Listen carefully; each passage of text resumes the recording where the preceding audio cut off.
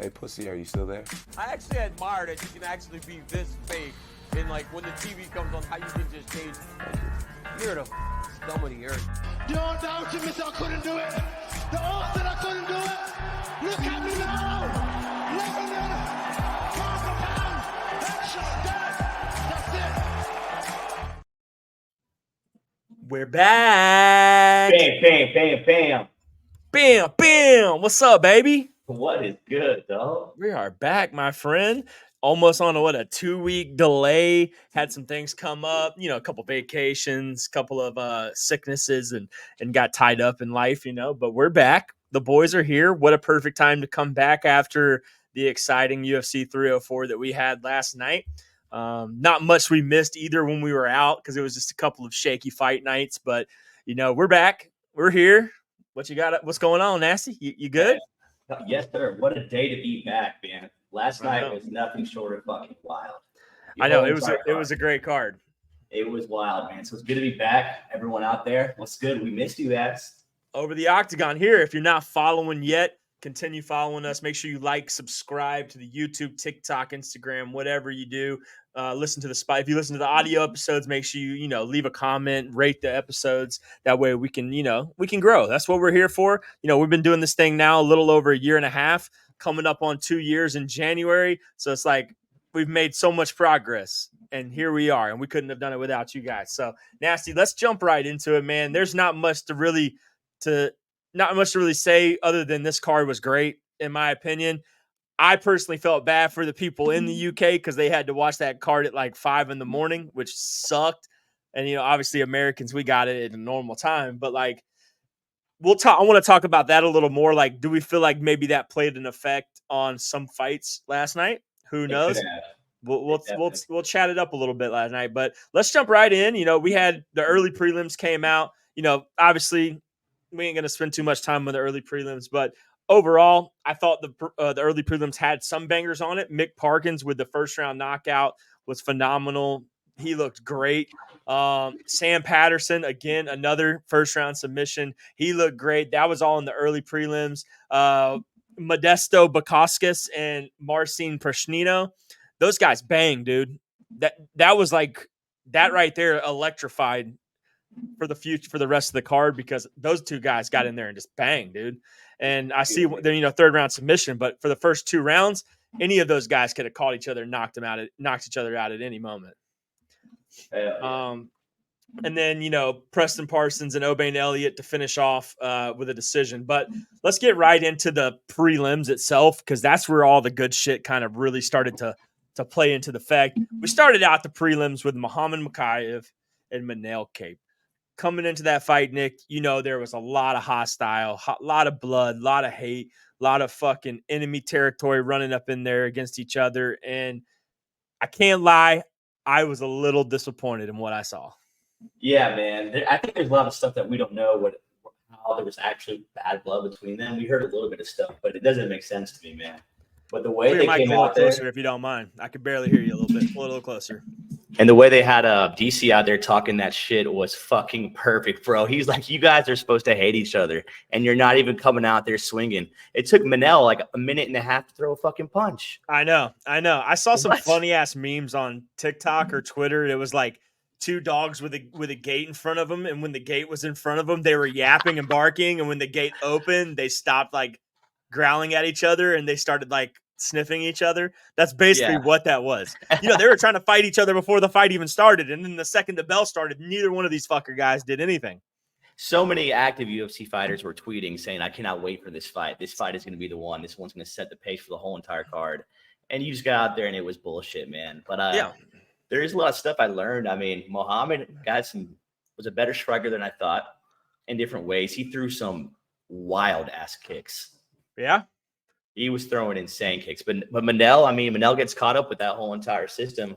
Muhammad, he pretty much abandoned the UK. Now he's fighting out of Dagestan. Like, what the fuck is that? I mean, he's from Dagestan. Then he got it brought in by the UK, and then he, now he's claiming the Daggies again. But I mean, overall, there was rounds that Mikhail Cade won, and then there were rounds that Makhachev won as well. I mean, the fight was, it was not great by no means. I mean, Muhammad Makhachev almost showed Manel Cave's whole entire taint and ball sack. He pulled his pants halfway down and showed his ass, dude. Yeah. Like that right there was illegal to begin with. Should have been a point taken away. Like, which was wild that he did that it wasn't, because he intentionally pulled his pants down. Like, that was clearly blatant. But I guess if you're going to be a cheating scumbag, there's consequences that come with that. And if you don't know by now, we found out last night per Dana White that Muhammad Makhachev is a free agent. He will not be getting re-signed to the UFC. And per word, the PFL just got them a undefeated flyweight. Jesus, man. What is the backstory, dude? We are missing out on something huge, man. So a lot of people say, like Muhammad Makhachev was saying, like, oh, it's my fighting style. Oh, it's my fighting style. There's no way he got cut for his fighting style. No, dude. That being like a wrestler, like just wrestling. Dude, you don't get cut. Khabib did that for years. Like you don't get cut for that, You got cut. He got cut for being a scumbag. I think he did some fucked up shit. There's some behind the scenes shit that he did that got him not re-signed. Yeah, dude. And there was a reason why. A lot of people argued that this fight should have been on the main card.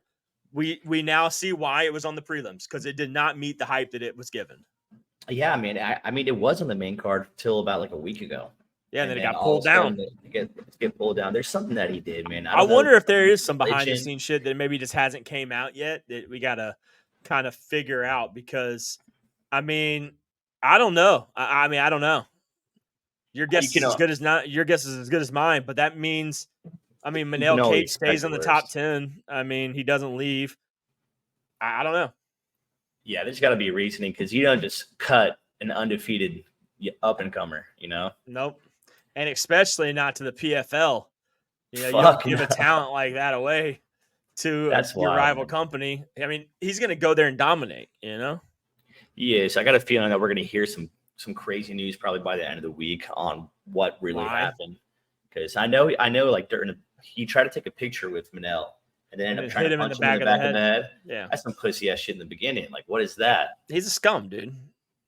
Scumbag. All of them that come out of that damn Khabib gym. All goes to Khabib's gym, comes back pulling pants and shit. Yeah, dude. Golly, get out of here. That's but I mean, obviously we don't know what's next for him because he's cut from the UFC. So we could have been like, hey, he may get a title shot next. Clearly he's not getting a title shot now. So besides the point, we'll keep it moving. Jake Hadley versus Quan Lorraine. It was a decent fight. Jake Hadley stepped it up, and ended up taking the win. I mean, I wouldn't say it was the best fight on the card, but it was pretty good. Bruno Brazil, Molly McCain. Molly McCain is overrated as shit and should have never been a minus 360 favorite to begin with. So anybody that bet her in a parlay, you guys are dumb. I took Bruno Brazil the second I saw she was a plus 300 favorite or underdog. Like, come on now. Molly McCain is not that good. She's not, man. They were thinking the crowd would have done something for her, but she has been exposed numerous times to the point where she's getting annoying and overrated. So it's like, I wouldn't bet on her just for that reason. No. And she got her ass whooped. Yeah, she did. There was some spurs of the moment where Molly was turning up a little bit. She does have heart. We can't not say that. But Bruno was beating the shit out of her, bro. Oh, for sure. Like, Bruno's big. Yeah, she is. She was taller too, I think, a little bit bigger than Absolutely. She was. So, but yeah, and then you got the headliner of the prelims, Nathaniel Woods versus Daniel Pinedo. I mean, shout out to Pinedo though. That dude's a tough son of a bitch. It's a dog, bro. He's a complete dog. That was a great fight. It was a really good. Like, I don't know how that didn't get fight of the night or performance of the night or something, because like those guys banged. Yeah, man. Some decisions are pretty hard to watch, but that was not hard to watch, man. That was entertaining. I mean, he gave Nathaniel Woods a run for his money. There were times where he rocked him, but both vice versa. They both got rocked, So overall, that was probably one of my favorite fights on the card. I enjoyed that fight. Shout out Nathaniel Wood, because that stand-up was looking crisp. Dude, crispy, bro. Super surprising to me. Like, give this guy a top 15 fight now. Because his striking last night was 10 out of 10. It was great. He looked good. He just lost to Muhammad Naimov, whatever the Nemavov. Yeah, and that guy's like ranked like number 4 or 5, I think. So I think that was his, I think that's what he was shot with. No, wrong guy. You got the wrong guy. Oh, really? Yeah, Naimov. No, he's not a ranked guy. He beat Andre Fili though. Andre Fili, man, I don't even think Andre Fili will ever get back in the top 15. It's gonna be tough. So yeah, it's gonna be tough. But yeah, now we'll get into, we can get right into the main card because this is where we're gonna spend most of our time at now. Arnold Allen versus Giga Chikadze. I mean, it was definitely the right fight to make. Both fighters looked great. Arnold Allen came out there and, I wouldn't say he won dominantly, but he ended up pulling the win out. It was close. Is it Giga or Giga? Giga or Giga. Whatever, however you say his name. How the fuck is he not ranked lower than that? He looked fucking good, dude. Those kicks, I think we were counting kicks. I was like, after the first round, we got like 18 kicks. Yeah, no, like I said, it was a lot closer than it should have been. I think by the amount of competition Arnold Allen's fault, here recently. I mean, Arnold Allen put himself back in the win column, which is great for him, but it wasn't easy. No, man. Arnold Allen is good. He's a tough competitor, man. He's always been. No one's ever doubted that about him. Sure. And his hands are heavy, dude. He swings with every ounce of his body, man. Oh, man. Those hooks that he throws when he's rushing in the other night, man. They were so good. And they hurt. And you can tell that Giga or Gija could not keep up with the pace he was setting in the beginning. Yeah. Especially in that third round. Oh, he was gassing, mouth open, and Arnold took advantage of that. And Arnold's a dog. I love watching him fight, man. Like, he's sick. Nope, you are right, my friend. And then, but yeah, shout out to Arnold Allen. I mean, you got to give him another top 5 fight next. I think you give him number 5. I'm not 100% sure who number 5 is, but who is number 5? We got Movsar Evloev, but obviously Movsar's fighting. Who is he fighting? I'm not sure. Is Yair available to fight? I thought it was Yair, but maybe it's not Yair. I thought he was fighting. No, I think Movsar is fighting Aljamain. That's right. Okay. Yeah. Yair's like hiking Mount Everest or some shit. It's taking a little break. So maybe you do Arnold Allen versus Josh Emmett. Again? Nah. I don't know. I don't know how you do this. Arnold Allen may be on a break for a little bit there, boys, unless he wants to fight backwards again. So who knows? But anyways, we can get right into the next one unless you got something to add to that. Now let's jump in, dog. We have the middleweight bout of Christian Leroy Duncan versus Gregory Rodriguez.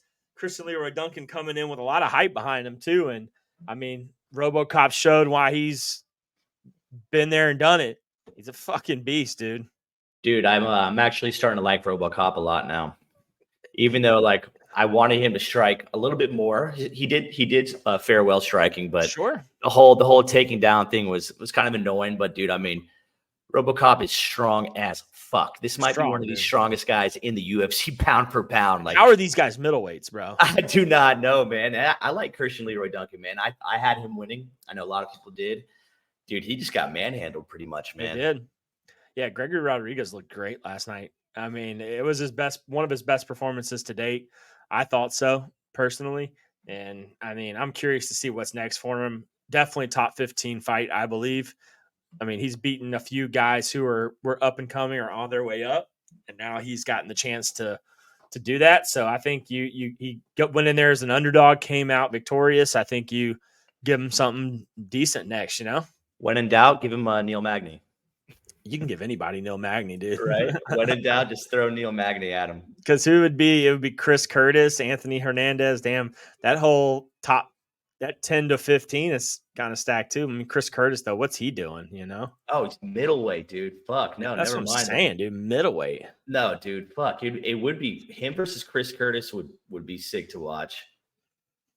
But damn, I don't know, dude. There's a couple gatekeepers in that division. Yep.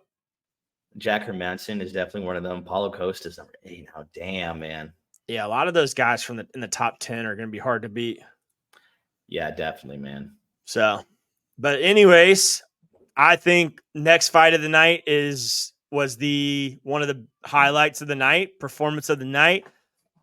Bobby King, newly named King Green, versus Paddy Pimblett. Paddy Pimblett going out there and showing the world that he is really about it. I don't know. Welcome to the top 15, Paddy Pimblett. Dude, he's the real fucking deal. He's good. Paddy I was a Pimblett. hater for a long time. A lot of people were, man. They said he didn't know how to handle the fame. He made some bad calls on his way up. Either way, he's been in the UFC for quite some time now, dude, and he's finally getting a top 15 when he's been undefeated. You know, Ian Gary did not have to wait that long, like at all. He didn't play his cards right, but this is his redemption tour, and he looked damn good, bro. He looked really good. Is Bobby Green on the way out, or is Paddy Pimblett on the way up? That's the question. I'd leave Bobby Green there or King Green there for a little bit longer, man. I don't know. I think he's done for, dude. Paddy's something, man. I'm not sure. Bobby Green is old, dude. 51 fights or 50 fights. He's old. He's been around for a while. I think it's time for him to hang him up, dude. I'm going to keep it real. Nah, man. He's been doing so well, hasn't he? No, dude, he's on a skid, dude. Ever since he got knocked out by Jalen Turner, I mean, he did win a big fight. I think he won Jim Miller against Jim Miller, yeah. But it was a decision. You know, he beat Jim Miller by decision in a war. He got his ass whooped by Jalen Turner.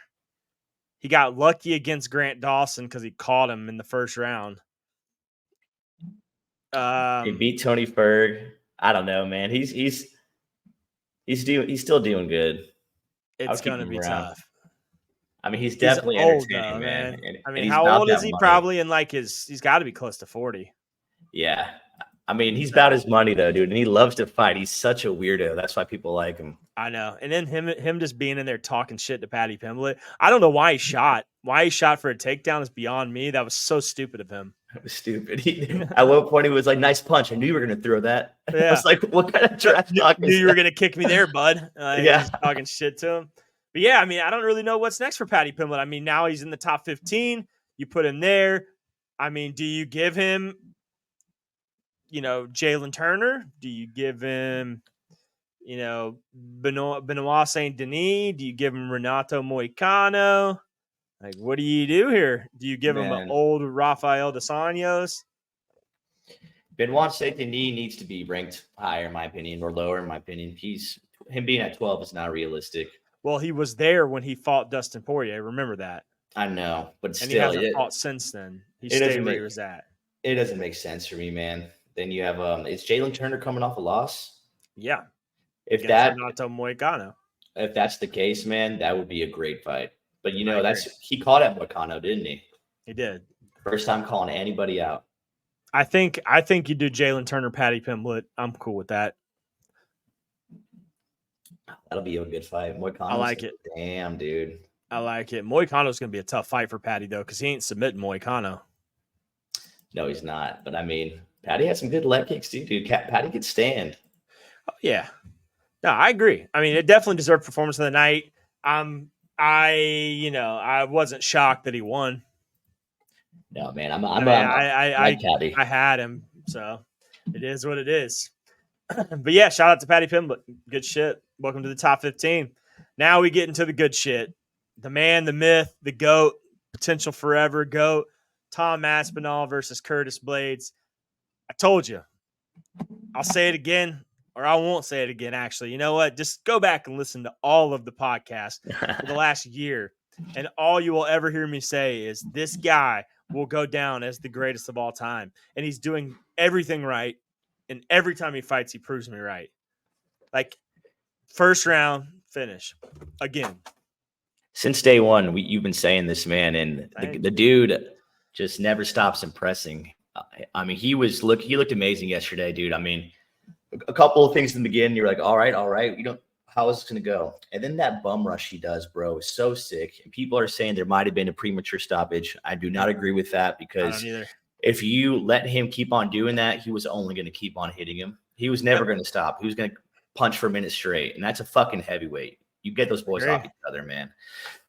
So the call out for John Jones was a little bit spicy. He's like, blah, blah, blah. I just think I'm better than you, though. I was like, God damn, man.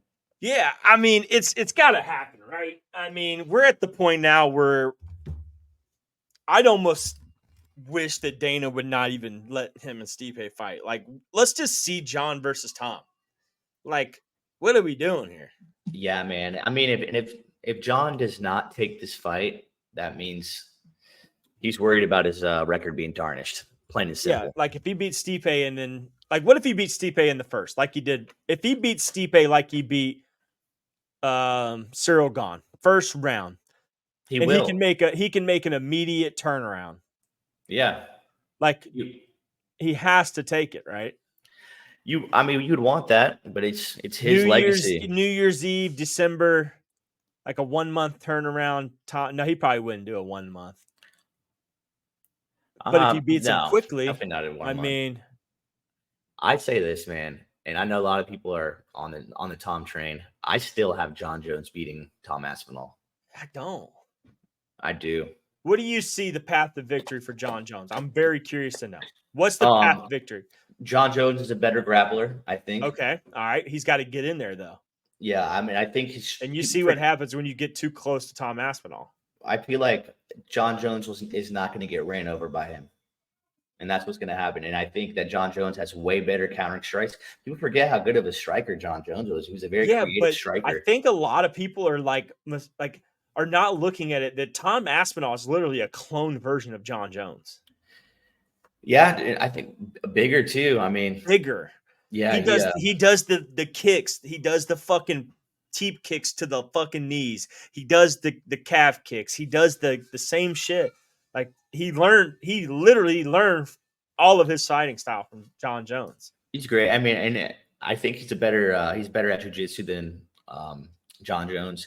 But John Jones is a better wrestler, I think. So a lot of this, I feel like there would be a lot of counter elbows thrown with John Jones. This fight needs to fucking happen. That's all I got to say. Jesus Christ. Because I feel like there's a way John Jones would win, but I'm just scared it will never happen. I think there's one way that it needs to happen.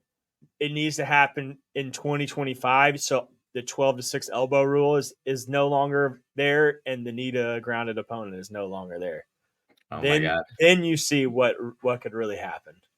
Because then John Jones can pull some tricks out of his hat, you know? So it's not in effect till then. Not in effect till 2025. Sheesh. We were wanting some shit to happen yesterday with it. I know. I thought it was yesterday, but it wasn't. It was 2025. So yeah, but I mean, I'm with it, man. John's my favorite fighter of all time. Tom is my second favorite fighter right now. So it's for me, it's like the fight that everybody wants to see. No one wants to see Stipe John. Everyone wants to see Tom and Stipe, or Tom versus John. Absolutely, man. It has to happen because I don't even know who would be next. Like who would challenge for the title if it wasn't John Jones or them unifying the title? You know, who would it be again? Cyril Gane? Who would it be? On, I guess, yeah. I did see though Tom afterwards had made a tweet, or he was talking in a post-fight interview about doing a tournament style for like the greatest of all time. So it'd be Tom versus Alex Pereira and John Jones versus Stipe, and then the winner of those two fights fight each other same night. Golly, I wish that type of shit would happen again, man. I mean, imagine they went back to that for like some wild shit, dude. It wouldn't happen in America. Style. No, it wouldn't. Damn, I didn't even. But there also was talks about Tom Aspinall versus Francis Ngannou. I saw that as well. Damn. Like if John Jones tries to hold the division up again after winning, that if the PFL may chunk up some change and try to do a mega fight with Tom Aspinall and fucking Francis Ngannou. I wouldn't let that happen. If I was saying why I would not let that happen. He said Francis will never be back in the UFC. I wouldn't lend your best guy to help clap on some money. That's up to Tom Aspinall though. If he's not getting the chance to fight for because he said I'm not defending the interim title again. Which I don't blame him. Yeah, he's like, I'm not doing it again. If it's not for the heavyweight title, I'm not fighting again. Yeah, that's pretty stupid. It is stupid, man. Yeah, it has to happen. Has to. So I But don't know. I don't think Tom can fight outside of his contract binding with Dana though, and other We don't know how many. organizations. We don't know how many fights he has left on his contract. We don't know when that time is up. We don't know what could happen. Just make Never that know. shit happen, please. Yeah, we'll see it though. And then the unfortunate main event: Leon Edwards versus Belal Muhammad, and new champion of the world, Belal Muhammad, my friend. Let's talk about that fucking fight real quick, man. Let's talk about it, dude. Because I cannot be the only one to put my bias aside and say Leon did not look like Leon last night. He did not, man. I felt like he was super, super hesitant, way too laid back. He was sitting there doing this blocking thing that I didn't like at all. He was getting caught with uppercuts from it. Yeah, he it was did not very look weird. like Leon. He did not look like Leon. He was not dissecting with legs or anything like that. It was weird. And Mohammed was just mimicked everything the Daggies are doing, Marabs are doing. Just get up close, boom, boom, shoot. Get up close, boom, boom, shoot. Yeah, that's literally all he did the whole fight and won. His hands looked a little bit better than Leon's too at certain points, man. I know it was very weird, man. I was a little confused, and I know people are gonna say like, "Oh, was Leon really ever that good?" Da da da da da. Like, dude, Leon Edwards coming off of that last fight, his striking was world class, and last night he was not by no means. It reminded me of like watching Izzy versus Sean Strickland. I know I I remember you saying that earlier. It definitely did. Like, what is going on? Like, what? Something just seemed off. Completely off, man. And I don't know if it was the time, because either way, even if he's in the UK where it happened, but 5 a.m. is 5 in the fucking morning. Like, fuck that. That's going to be the same for both guys, though, you know? But, like, Belal Muhammad definitely had the more will to win, and he showed that. That man on the microphone is the corniest motherfucker in the UFC. He's lame, dude. Like, that dude is so lame. He definitely, all right, here's the thing. One, great fight by Belal Muhammad. I won't say he did not beat Leon's ass, because he did. He beat the fuck out of him. I mean, picked him up, slammed him on his fucking top of his head. You know, he beat the shit out of him. Now, let's talk about that last round, though. That last 30 seconds where Leon dropped that elbow clean on his fucking face and split him open. Like, imagine that was in the third round. Do we see a whole different fight? Like, why didn't Leon do that shit in the first and second round? It wasn't like Leon was getting held down, you know? He was reversing. He was able to get on top of Muhammad. He controlled him the whole third round. He did. You know? But he didn't do anything. Like, standing on his feet, he was getting outstruck. It just didn't look like him, man. And I hate it because he's not going to get a rematch now because he got dominated. It's bullshit, man. And I just can't believe that Muhammad is the champion right now. It's still blowing my mind. It doesn't make sense to me. It's stupid, man. But Leon, even after the first round, dude, he looked super tired. His face looked puffy, man. I don't know what it was. It didn't even look right. Very, very weird, man. So now you have Muhammad as the champion. I mean, what happens next? Is Shavkat coming there? Kamaru Usman, I know he's probably still ranked as a welterweight. I think you have to give Shavkat Rakhmonov the title shot next. You got to, man. He definitely deserves it. I really wanted to watch Shavkat versus Leon. That was going to be an insane fucking fight. But I think this is what you do. I think you do Shavkat versus Belal. You do Jack Della versus Leon Edwards. Ooh. And you do Colby Covington versus Ian Gary. Perfect, bro. That's your fucking welterweight fights right there. That is perfect. I think that's what you do. That is definitely perfect, man. Jesus. And I think you could almost make that its own card. That'd be tight. You know, but we'll see, there's a lot of big fights and big names on one card, but still, you know, that's what you need to do right there. Shavkat deserves the title shot. He's undefeated, all finishes. Like, he's going to fuck up Belal Muhammad, dude. I'm sorry. I know. He's not the type of guy that's going to go in there like Leon Edwards did last night. No way, dude. And I No, know not at all. our Murky loves Leon Edwards. I know I you love like him a Leon lot. Edwards, dude. I'm a I know huge you. Leon fan. I know you are too, man. Have never been that sold on him. I've Dude, been I sold on am. him getting his his grudge match with Kamaru Usman. And I get that's fucking huge, but I mean, before that, I really haven't seen, who I has he mean, beat dude, he besides did it. Usman? He was on like a 3-year, 4-year unbeaten streak. I don't know, man. I've never been that sold on him. I haven't been. Like, let's talk about this though. Before last night, dude, Leon Edwards has not lost since 2015. No fucking way. Yeah. He hasn't lost since 2015. Yeah. His last loss was in 2014. Then he went one. Oh, I'm sorry. Yeah, 2015. His last loss was in 2015, December 19th against Kamaru Usman. 2015. And from there, he went 1, 2, 3, 4, 5, 6, 7, 8, 9, 10, 11, 12 fights in a row, unbeaten. I take back what I said, guys. Blame that on the marijuana. That's insane. Yeah. That's what I'm saying, dude. He was on a killing spree. And he was getting decisions. Like a lot of them were decision wins, but he had a few subs and a few knockouts in there. But yeah, he went 12 fights, 12 wins in a row. Since 2015, he hadn't lost. That's incredible. Yeah, and then last night was his first loss against BELAL, and he did not look right. He just didn't. I mean, I don't know what else to say. He didn't look right to me. I mean, I definitely don't say he deserves a rematch. I get it.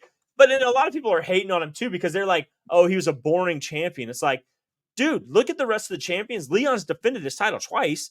That was his third title defense since beating Kamaru Usman for the title. I think people think he only defended it once. No. He defended that was his third title defense. Leon's? Yeah.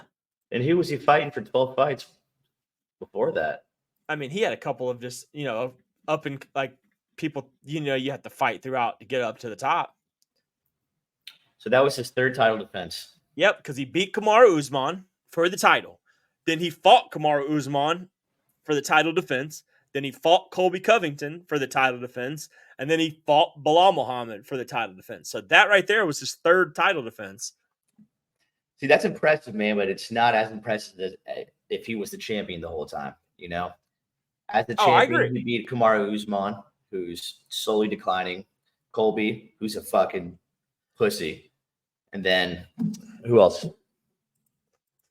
I think that's it. That was so since 2022. That was when that fight was when he beat Usman. So he defended in 2023, March 18th.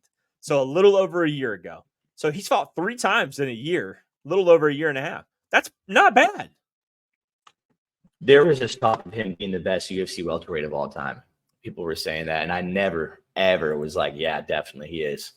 I thought if he would have won this fight and then went on to like beat Shavkat next, 100%. You think he'd be better than George St. Pierre? No, probably not. Yeah, I don't see it, man. And people were saying that, and people were saying, Then again, it's like I said, it depends on how far he would have went with this title. Like if he would have beat Belal, then he would have beat Shavkat. Then if he beat Ian Gary or he beat Jack Della, or then he beat all these other guys in this division. If he stayed the champion for another like 2 years, I mean, you can't. I mean, people are going to get beat at some point as far as their legacy, and it wasn't like GSP didn't lose. GSP lost twice. Yeah, I mean, he did lose for sure. Yeah, I just feel like there's more. Leon's only lost 3 times. How much times has Kamaru Usman lost? I mean, take away his last loss against Hamzat 4 times. 4 times? He lost to Leon twice and Hamzat. That was 3 losses.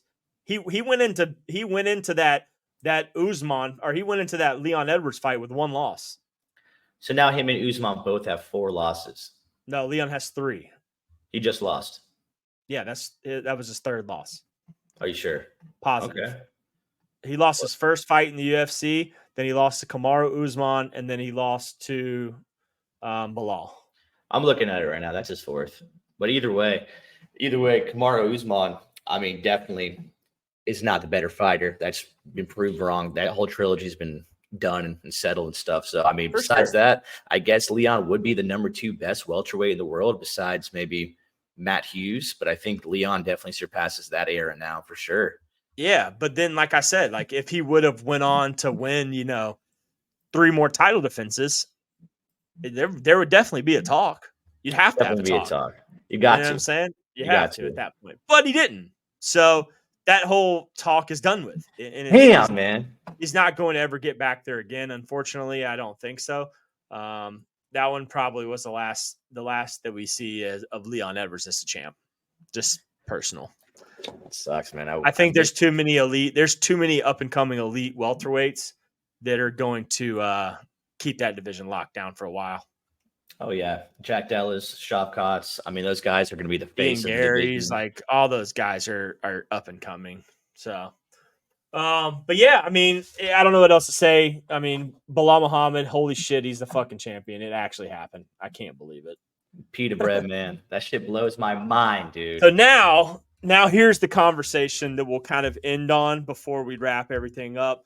The newly updated pound for pound ranking. It's not out yet, but I want to kind of know where you see these people lying. All right. So we'll just start with Belal. Belal beat Leon Edwards last night very dominantly. Leon Edwards is the number 4 pound for pound. He was the number 4 pound for pound top ranked fighter going into last night.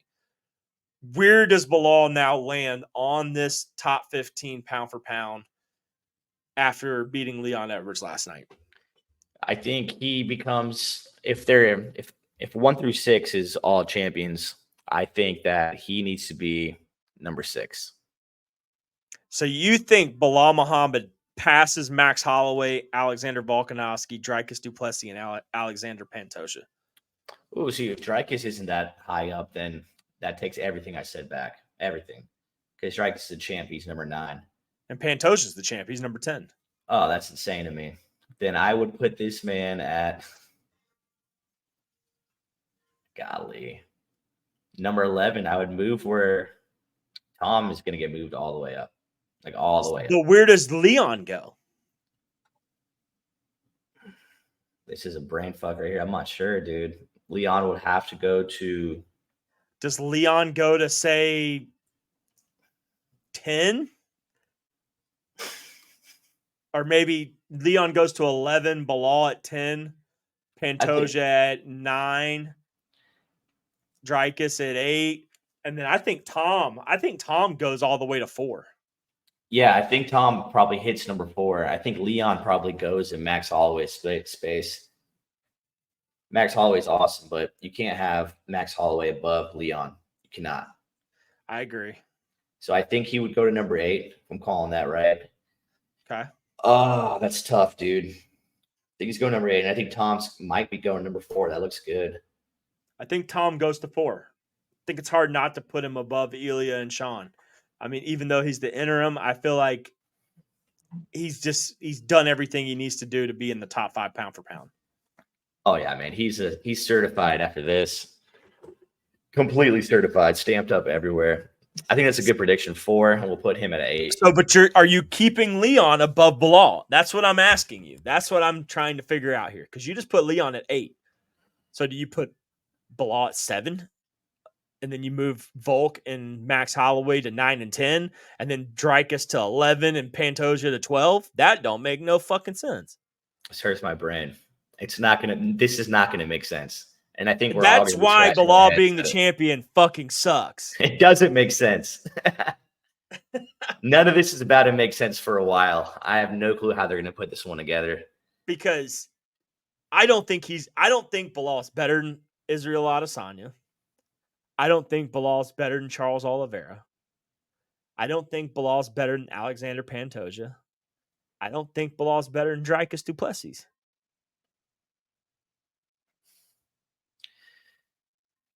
That's crazy. Charles is still number 13. Do I think he's probably better than Sean Strickland? I think so.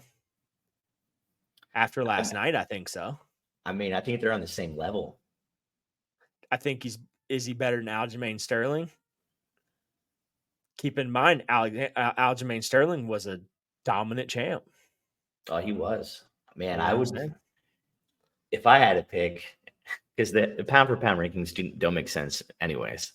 If I had to pick, I'd put him at fucking 14. 14. With Leon still ahead of him. But with Leon still ahead of him. Yeah, but I know that doesn't make sense. I mean, it's not crazy. I would say it's not crazy, but I definitely don't feel like you can put him above Leon, or you have to put him above Leon only because he beat him. I just feel like it makes the most sense. But how do you play it though? That's the thing. Because Leon being number 4, you're taking Leon from 4. He's going to drop 7 spots, 7, 8 spots. He doesn't deserve that. He doesn't deserve to, man. Like Max Holloway is still number 8. I think he gets, yeah. I feel like you have to have all the champions in the top 10. You do. And it's crazy that Dricus is number 9. I think it should go this. I'm going to say this. I'm going to end it on this. It should be Islam, Alex, John, Tom Aspinall, Ilya, Sean O'Malley, Dricus, Pantoja, Belal, Leon. Volk out of the top 10. And then you put Volk Ooh. At 11, Max Holloway at 12, Izzy 13, Charles 14, Strickland 15. And then Aljamain Sterling gets booted. He gets booted? That's not bad. I think I think that's the only way. I still think Izzy's ranked a little too low. I would put him right behind Volk.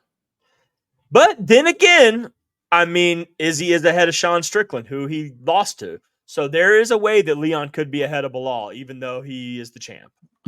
There's no logic in those rankings. None. Zero. Man. They can have fun with that shit, because that just hurt my head. I know. Well, anyways, we'll let the people in the comments tell us. If you have anything better to say about it, leave it in the comments. Like I said before, make sure you follow the YouTube. Like and subscribe. Keep track of us because we're going to keep doing these episodes every single week. We have a fight night, I believe, coming up next week. Corey Sandhagen versus Umar Nurmagomedov. Going to be a good one. I'm rooting for Corey Sandhagen because that's my dog, though. You know what I'm saying? Number 2, bantamweight in the world. I want to see him versus Sean O'Malley right now, but I can't until he beats Umar. And then we have a couple of other good fights on there, too. Cheetah Vera, Davison Figueiredo.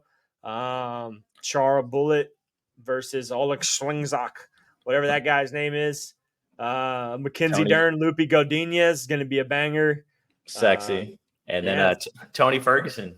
T. Ferg's back in action again. Likely we're going to retire after this one if he gets his ass fucking whooped. So, I mean, there are some good fights on this card. It's going to be a great card. It's definitely good for a fight night. I'll take free fight nights all day long. Only thing is this card starts at 3 p.m. Next Saturday, 3 p.m. because it is in Abu Dhabi. Cheeto versus Figgy it's in insane. United Arab Emirates. Okay. We'll see what Umar can do, man. I know he hasn't fought in a while, so actually since March 2024. Okay. Still, man. Corey Sandhagen hasn't fought in a while, though. Yeah, and Sandhagen is the truth, bro. Sandhagen is the truth. Let's make that comeback real quick. I agree, my friend. Nasty, you got anything else? I'm good, man. If everyone else there wants to try to make a top 10, good luck. That was the hardest thing I've ever done in my life. But it's only hard because you don't know where to put Belal. So, is it weird he shouldn't be on it? No, it's not. Not at all. Was that an option? Just not even put him there? Anyways, Dana White Contender Series starts this week on Tuesday night. Gonna be some good ass fucking fights on there. Looking forward to that. It's always great to watch Dana White Contender Series. Like I said before, keep track of us. We're gonna keep making these. We'll have the whole entire squad will be back beginning next week. Murky's out of town on vacation, so enjoy your time away, brother. Me and Nasty holding things down. This is Over the Octagon podcast. We will catch you guys next week. Enjoy y'all's week. Nasty, I'll holler at you, baby. All right, Bida. Peace. Peace.